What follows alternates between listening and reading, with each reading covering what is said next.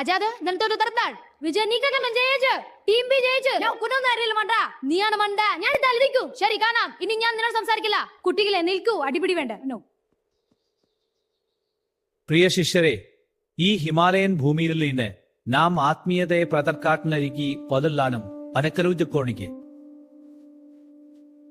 വിജയ് അവിടെ അജയെ കണ്ടു.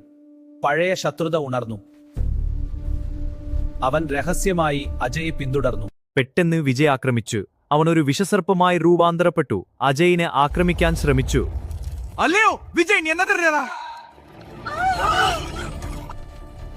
അജയ് ധൈര്യമായി നിന്നു. അവനൊരു മുങ്കൂസായി മാറി സർപ്പത്തോടെ യുദ്ധം ചെയ്തു. വിജയ് പിന്നെ ഒരു ഗരുഡ പക്ഷിയായി മാറി മുങ്കൂസിനെ മുകളിൽ നിന്ന് വേട്ടയാടാൻ ശ്രമിച്ചു. അജയ് ഒരു ശക്തമായ കടുവയായ രൂപം മാറി പക്ഷിയെ ഭയപ്പെടുത്തി ഓടിച്ചു.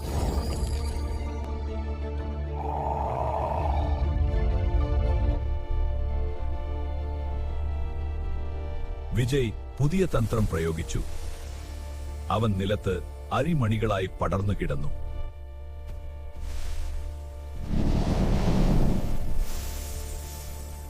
അജയ് ഒരു കോഴിയായി മാറി അരിമണികൾ തിന്നു തുടങ്ങി. പെട്ടെന്ന് അരിമണികൾ ഒന്നിച്ചു ഒരു ചതുരക്കുറുക്കനായി മാറി.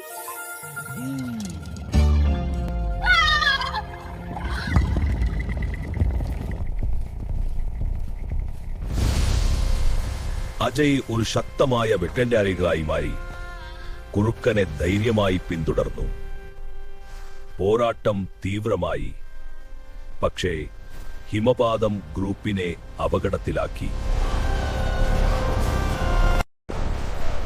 രണ്ടുപേരും തങ്ങളുടെ ശക്തികൾ ഉപയോഗിച്ച് ആളുകളെ രക്ഷിച്ചു.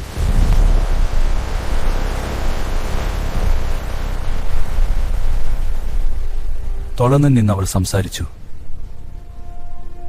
പഴയ ശത്രുത മറന്നു. ഒന്നിച്ചു നിന്നു.